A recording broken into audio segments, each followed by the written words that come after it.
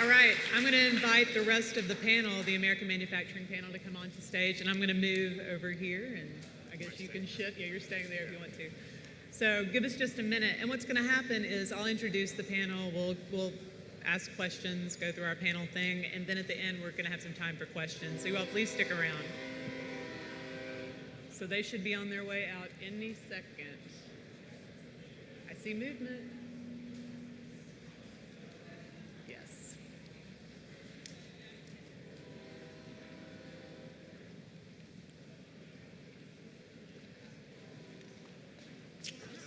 Hi. Thank you so much. You can go anywhere you want. Yeah. Move it up to about here. I'm going to let you handle it yourself. We can get 4 here. Oh, there's a chair there, too. This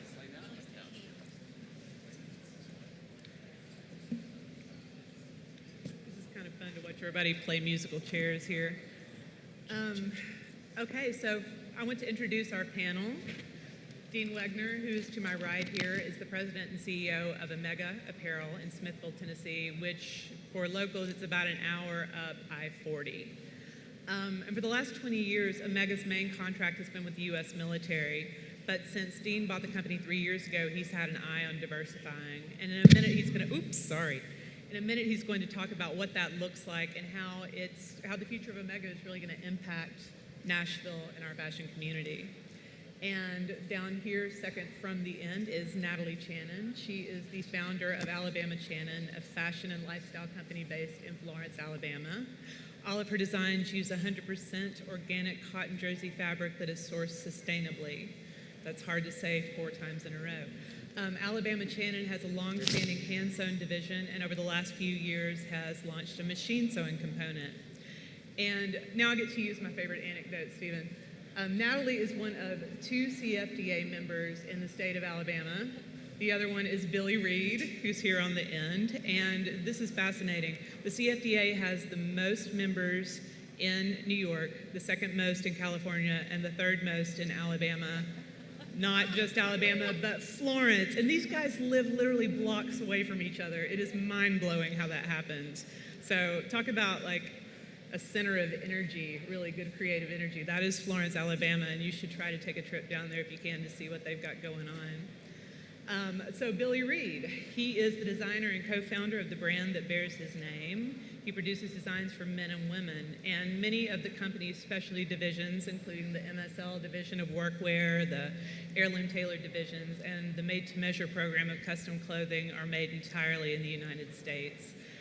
Billy produces domestically in 9 states, including Tennessee, Alabama, and North Carolina. And so right now, in the name of full disclosure, I have to say that Billy is one of my current clients, and I've done some work with Natalie in the past, and I was also on staff with our next guests, Matt and Carrie Eddmenson of Imogene Willy, who are the founders of, they're the founders of Imogene Willy. They are a denim company based here in Nashville, Tennessee, and they manufacture all of their in-house clothing entirely in the United States. So I want to spend a second putting the panel in perspective. So for the most part, over the last 30 years, when people have talked about the issue of American manufacturing, what they're really talking about is a lack of it. A generation ago, we were leaders in global manufacturing, and that's really changed over the last few decades as companies have taken their work overseas, where for many years it's been less expensive for large companies to manufacture their goods. It's a rather simplistic explanation of what happened, but for our purposes, it's going to work. So this exodus led to the closing of hundreds of American factories. Many of them are in the South, where textile manufacturing has always been especially robust. So Dean gave me a really great statistic that I want to share. 20 years ago, 50% of the clothing that Americans purchased was made in the United States. Today, it's less than 3%. So those numbers are really staggering. And we're not going to solve all the problems associated with American manufacturing in 30 minutes or 22 minutes and 53 seconds. But we're going to, try to dig in a little bit here. So basically, it's a big topic. So in the spirit of this conference, what I want to do is talk about how American manufacturing is a product of entrepreneurship. Because when you come down to it, basically all of the people on this stage have made a concerted choice to produce domestically. And it's not necessarily easier. It's actually harder in a lot of ways to find the manufacturers who are going to be able to give you what you want. And but they've made the concerted choice to do this, so they should be commended for that, in my opinion. So Imogene Willy has a really good deep backstory that's a strong example of what happened in the United States when long-standing domestic textile companies were forced to close because of shifts in international trade. So Carrie, you get to tell your 6-minute story now. Carrie, denim is your family business, or at least it was until about 2008. And can you briefly tell us why Seitz Denim Systems closed and the impact it had on your hometown? Can you all hear? I can't hear you, so I don't know if anyone me? can hear me. I know what you said, though, because you told me before we came what you're going to say. I've never said anything in 6 minutes, so I decided this morning that I'm just going to go through a timeline based on years to be able to lay out to you our history. 1987 in Henderson, Kentucky, 2 hours north of here, where Matt and I both are from. My family started a business on accident. The business, even though it was not purposeful, ended up being washing jeans, specifically acid wash jeans. That was because we had some old washing machines that were left over from a previous family business, my grandfather's business. So that's how we got started. 1987, 400 people were hired. At the end of 87, the staff was 900. By 88, the staff was 1,200, and it was pretty significant because we're from a town of 32,000 people. 1987 until 1982, I think we marked those as the glory days. We were washing 250,000 units a week. The reason that was possible, the pipeline was open because sewing factories were abundant in the Southeast. In 1992, still with 1,200 employees, we saw NAFTA coming.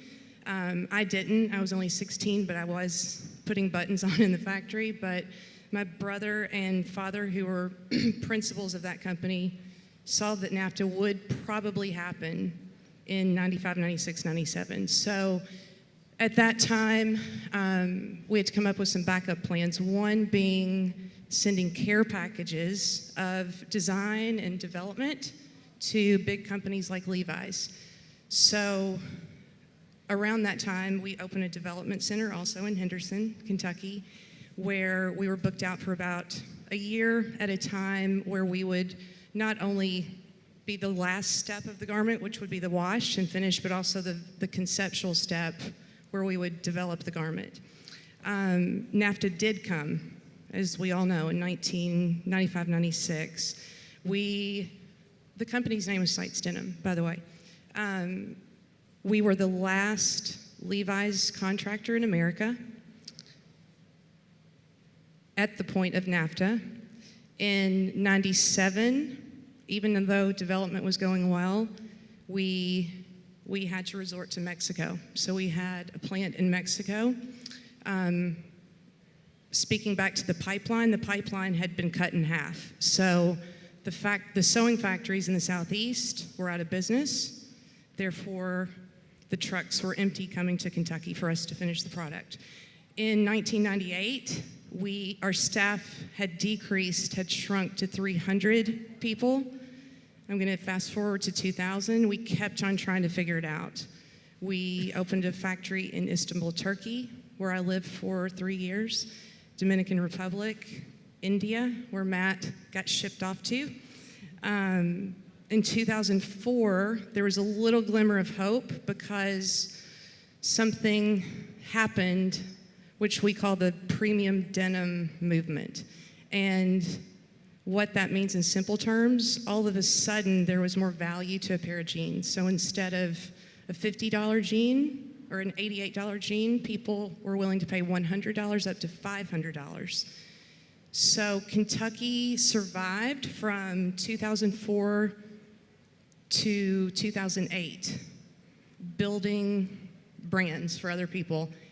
One of those people being Billy Reid. Billy, and this is when it gets a little emotional, Billy was one of our last customers, and we knew it was probably going to have to end. The company was going to have to end, but we kept on trying. We worked with Billy, Matt specifically worked with Billy in 2007 to develop his first denim line. We finally convinced my dad that he did not have to employ the very few people left, including our family. My whole family worked there. So from 2007 to 2008, we did not take paychecks, but we kept on trying, and 2008, we convinced him to shut the doors. The impact, I don't know if I should speak to that quickly. The impact it's daunting. But the hard things we all go through are the best. Matt and I drew unemployment while we figured out our next plan. The last thing we should have done is start a jean business, but that's what we did. We did, I guess, a precursor to Kickstarter. We did our own version of Kickstarter in 2009, and this is a true story. Billy Reid and his wife were, when we looked in our inbox after we sent out the email, he bought 1 of 100 and 2 of 100, our first 2 jeans. That's it. Thank you so much for sharing that. I know it is a heavy topic. So Matt, how has going through that experience with Seitz, watching Seitz close, how has that inspired the values you and Carrie have used to build Imogene and Willy and your decision to produce domestically? Wow, it's such a tiny question. Yeah. As far as values go, the thing that I guess you don't really understand, or if you're not an economics major or someone who understands the whole locomotion of things, meaning that the train starts and the caboose finishes. And really, for us, it was more about the emotion that we had in Carrie talked about all of these people that we hired in such a short period of time, or back in the 80s all the way through the early 2000s. We had to lay those people off, and understanding that the reason that these people were losing their jobs was not because they weren't great at their jobs or passionate about their jobs, but rather because the infrastructure that we Americans thought that we were going to have through NAFTA, which is building up technology and these things, we stopped working with our hands. And you'll see that there's been a huge resurgence in people working with their hands, now. So adding those values along with understanding that there is a trickle-down effect to everything from making our jeans in Los Angeles and then trucking that jean across the country to our warehouse here in Nashville, Tennessee. If the production stops in LA, then the guy that drives the truck, he's lost his job too. So emotionally, that's where we really, really decided to make a hardcore stand about making things in America, which I'll add is not easy to do. A lot of people in the South hear about manufacturing in China, and of course there's this whole idea that maybe it's not as good. Well, I'm here to tell you it's great. People in China make things with their hands, they do a skilled job, and they do a wonderful job of doing it. So there's a misconception there. Dean has a factory just an hour outside of town and is developing his business in Nashville, and I'm sure he sees how someone comes in and applies for a job that sewed 30 years ago but hasn't done it since then. So again, it really for us was more of an emotional tie to make that commitment. Not to say that if we wanted to make a sweater, for instance, maybe we go to Ireland to make that sweater. But for the most part, if we can do it here, we want to do it here and we want to keep it here. So that's really what's affected our values in terms of employing people, you know. Right. So, like we're saying, the root of this issue really is job creation in a lot of ways. So this is a good segue into Dean. I know that job creation is paramount in terms of what you're doing both in Smithville and here in Nashville, where you're in the process of launching a program called the Express Lane program that's going to give production options to smaller fashion entrepreneurs in the area. So can you describe the program briefly and talk about how you expect it to impact job growth here in Nashville? Absolutely, Libby. And a couple things, first of all, because I get a lot of questions sometimes, like, Dean, you used to fly helicopters. You're an Army Ranger. Spent time at Procter & Gamble and Mars. How in the world did you ever get into apparel? And I often wonder the same thing sometimes. What in the world was I thinking? But when it really boils down to one thing, it's about job creation. And if you hear one thing from me today, that it's made in USA is real. Bringing manufacturing to the U.S. is real. And I will tell you right now, we're getting ready to open up a second facility here in Nashville, knock on wood, here in June. And we've got plans to hire 1,000 people over the next 5 years. So I'm telling you, it's real, and it's coming. So, Libby, part of that question on our Express Lane program, how do we get into it? A lot of that is part of history, because 3 years ago when I bought the company, we had one customer. And it's a customer I loved. It was the U.S. military. We're the #1 provider of dress pants to Army, Navy, Air Force, Marines, and Coast Guard. But much of what you've seen in the press, much of what you've seen about shrinking military, shrinking contracts, we've not been immune to that. So we reached a peak of 212 employees. We went all the way down to 128. So somebody that's passionate about job creation, incredibly painful to lose 100 jobs. But one thing we didn't do is sit back and wait for it to happen again. We said, you know what, we're gonna be proactive. We're gonna understand how we can go ahead and meet a need in the marketplace. And there's a huge dynamic fashion creative minds in Nashville across the country that wanna produce in the US. They're patriotic, but they can't do an order of 10,000. I'm sure your first order wasn't 10,000. Billy wasn't 10,000. I mean, people can't do that. They're gonna go out of business. So we've got a program that first and foremost stands for quality. We want everyone that works with us to sleep well knowing that we're committed to quality. I think number 2, when you work with us, when we say it's gonna ship on June 1st, it's gonna ship on June 1st. I get horror stories, calls every week that 6 months later, they're still waiting on a shipment that was promised 6 months ago. So we stand for timely delivery. I think the third one is cost-wise. I tell everybody, we're not the least expensive in town, but there should be a small premium we should expect for quality, for timely delivery, but we're very competitive. We've never yet had a customer leave for cost. We've gone now from 1 to 47 customers over the last year and a half, and again, we're not the least expensive, but we're very, very competitive from our price. And I think here's where it hits on, Libby. We have a program now where we start relatively small. We've got customers that are part of this Express Lane program that start as small as 50 per week, up to 500 per week, but the key is it's weekly production. Because we used to be in the order business of one-time orders, and it's very challenging when you're not sure when those time are gonna come in. So now with this model, we have a core group that'll become intimately familiar with producing your garment. So week after week, and the idea is when you start, whether it's 50, 100, 500, a year from now, that number will double. 3 years from now, it'll triple. So the idea is we grow with you. You got? Great, thank you so much. So Stephen, back to you. I'm curious to know how much job creation plays into the MO of the fashion manufacturing initiative. Is it something that you all take into consideration when you're vetting the applicants, whether they're going to lead to new jobs? Can you hear me on this mic still? Or you said? Do you want, we can pass you a mic. Well, job creation, when we started the Fashion Manufacturing Initiative, it was with Mayor Bloomberg, and now we have a new mayor, Mayor de Blasio. And it's an interesting thing about the two mayors that I've known when I've been at the CFDA. And Diane von Furstenberg is the president of the CFDA, and we laugh about this a lot. When we went to see Mayor Bloomberg the first time, he's the capitalist.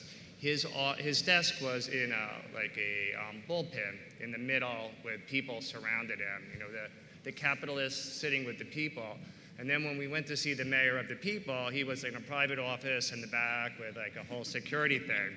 And it's kind of interesting. But Mayor de Blasio, when he stepped into FMI, his whole thing was about jobs and job creation. And it's a challenge for manufacturers in New York because now minimum wage at fast food is $15.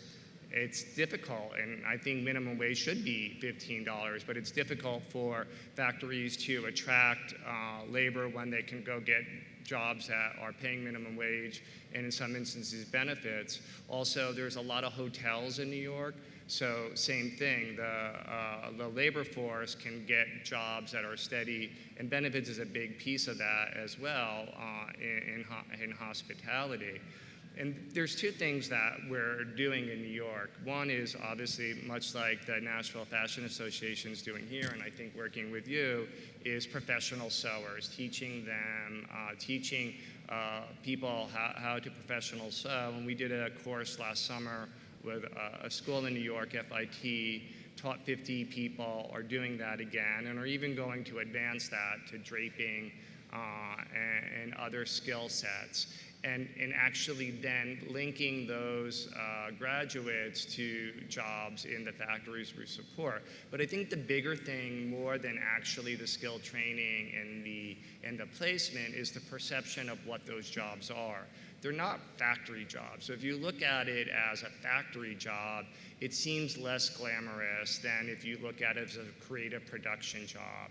And I think that's a misconception that people, and even people who are graduating from school, there are really good paying jobs that are creatively fulfilling in production.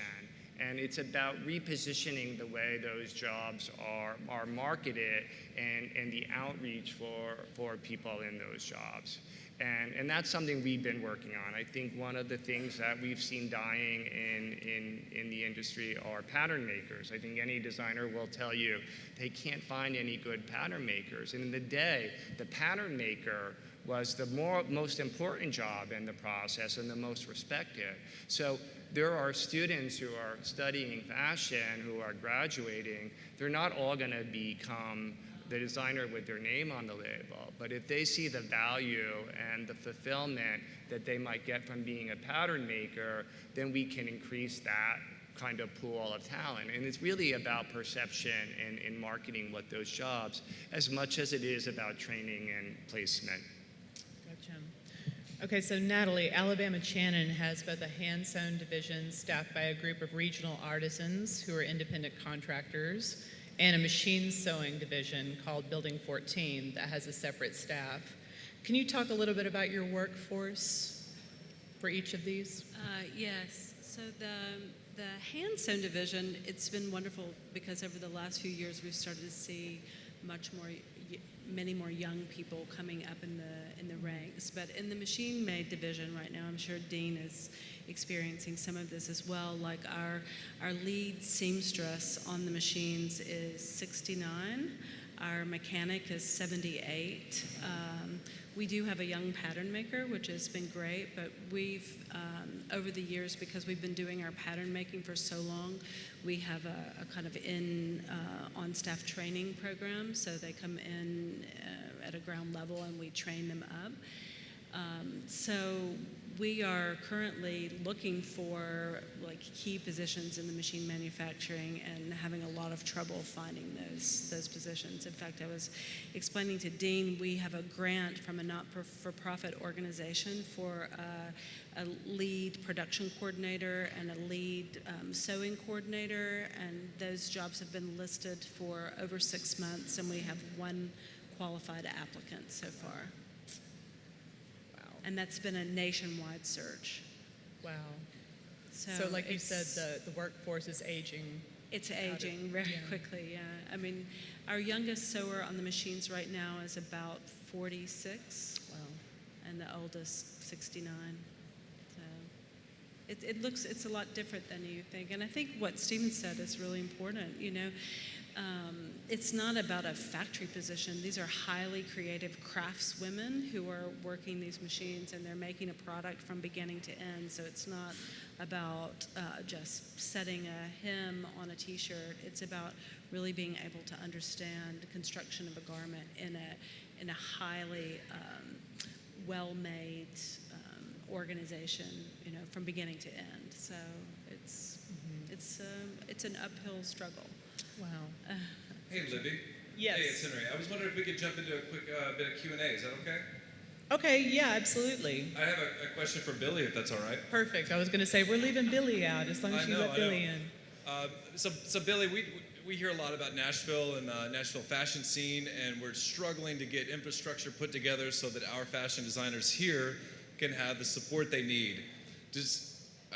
What's going on down in Florence? You're trying to build an extremely amazing fashion brand, but I can't imagine that there's a ton of infrastructure down there. How do you work around that? That's a great question. We have been very fortunate to attract just an incredible group of people to our effort. We're not physically cutting and sewing in Florence. We're doing except with Natalie. We work with her factory to produce some knitwear. We produce quite a bit in New York City, which is where I had started manufacturing there many, many years ago. So we pretty much handle most of the operational part. Our studio is in Florence. All of our business operations are in Florence. Our distribution is in Florence. And then we manufacture the cutting and sewing. We do some in Tennessee. We do quite a bit in New York City. We do in Chicago, San Francisco, Los Angeles, in Raleigh, North Carolina. So it's spread out. So we've tried to attack it from less of the manufacturing part, more towards the operational business and creative part. What that does, it really puts us, me specifically, on the road quite a bit. I spend, probably half my work time in New York City. And it's in our industry for what we're doing, New York is the center of the universe, so we're there quite a bit. What's been awesome to see is someone like Natalie, you see Matt and Carrie, and what they've been able to do with establishing the manufacturing part of this as well. It's tremendous, and I've been through all of those phases, just like all of us here, that have seen things grow, watch it all go away, and all come back. And I think that the emphasis now is really on quality over quantity. So I think being able to produce quality garments, there's a market for that, and I think that's what we have as American manufacturers. That's what it's about now, offering something unique, offering quality. And what's really awesome about that is how receptive the global market is to it. They want made in USA goods. That's really, domestic is certainly a big opportunity for all of us up here, but the international market wants the made in USA goods. So we really put a premium on that, and anytime we can make something in the United States, and it doesn't always make sense to make something in the United States. It is very difficult to make a sweater in the States. You can do it, but it's crazy expensive. And quite honestly, the quality isn't as good as something you could get out of Italy or China. So you have to really sort of pick your spots. But it's been absolutely wonderful to see what is happening to American manufacturing, and in New York City in particular. The CFDA has jumped in, and we've started to save the garment center. It's really, 5 years ago, it didn't look very promising. So a lot of good things happening. Terrific. Thank you. Anybody else? Questions for our designers? All right.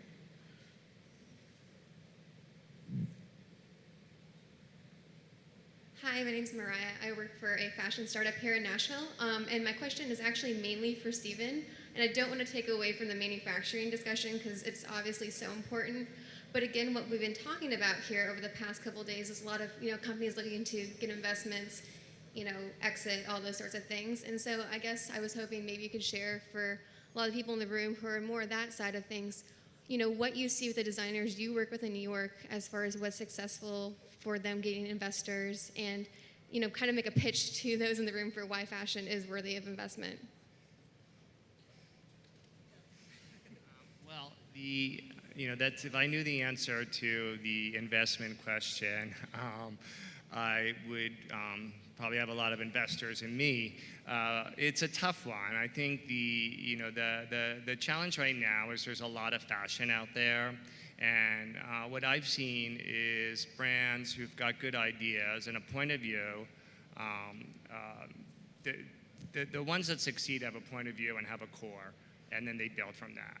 And that core, they just repeat it over and over and over and over and over, and they grow on that.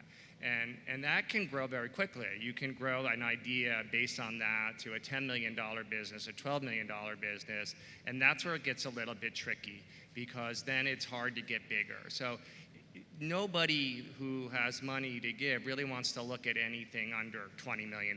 So it's hard. It's hard. How do you come up with the investment or the money to grow your business? And there's lots of ways to do that.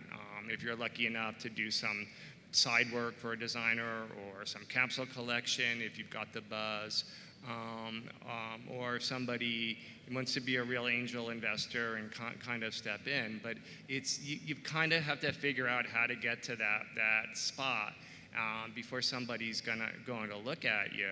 And I think that the people who are getting investment money are the people that have, like I said, they have a point of view and they have a core and they have a real business, and they want to be in business. That's the other thing. Sometimes people enter into design, and the question of that people always say, the thing that people always say about American design, it's too commercial. Well, isn't that the point of fashion, is to be commercial and to be in business? Because if you're making something and it's just hanging in a closet or on a rack and nobody's seeing it or buying it, then that's not success. Success is actually selling. So being commercial and having a business that people want to invest in. I think, too, Stephen hit on something. I think having a core and having something that you believe in, that is sort of a core product that you're working on or a core idea, and if you can somehow get that into someone's hand, there's a way to get off the ground. Your best investor, it's easier to get the money in when you're just starting out, and Stephen's right, once you get to that bigger plateau, it's much harder to get the money needed to make things happen. But your best investors can actually come from a customer, someone that falls in love with what you're doing. So the main thing is to try to create something that people want. And if you can create something that someone wants, your customers might be someone that becomes your best investor. And then trying to pick up other freelance things that can help supplement income while you're doing that will really help your cash flow out. And at many times, the job you get as a freelance or in collaboration with someone can actually turn into an investor as well. So any of those things are kind of the best way to get it started. And that's actually kind of how I started as well. But I'm gonna add to that really quickly, because Stephen, rightfully so, is talking about not being looked at until 20 million. I think maybe you're talking about, how do I get my first 50,000? And I just want to speak to it super quickly to add to Billy's point, and this guy's probably in this room. There's a guy, and his name is Jason Moore, and Matt and I have been friends with him since we were 8 years old, and we were up against the same hurdle that you're up against right now. Jason, we threw out our issues to him, and he said, look no further for money, sell one jean to one person, and go from there. So that's what we did. And another little secret tip that maybe will help you, maybe not. We had to throw several darts to see if we were going to make it. One being retail, where obviously your margins are higher. If we went out into the market just as wholesale, I cannot say, and I don't think Matt could say, that we would have made it. So the retail environment was and is everything to us. It gave us a chance to know our customer. It gave us a chance to raise our own money. And I feel like in this town, if you're going to start here, rent prices are going up, but shared retail spaces are probably maybe a very progressive way for for shopping in this town. So I just wanted to throw that out there.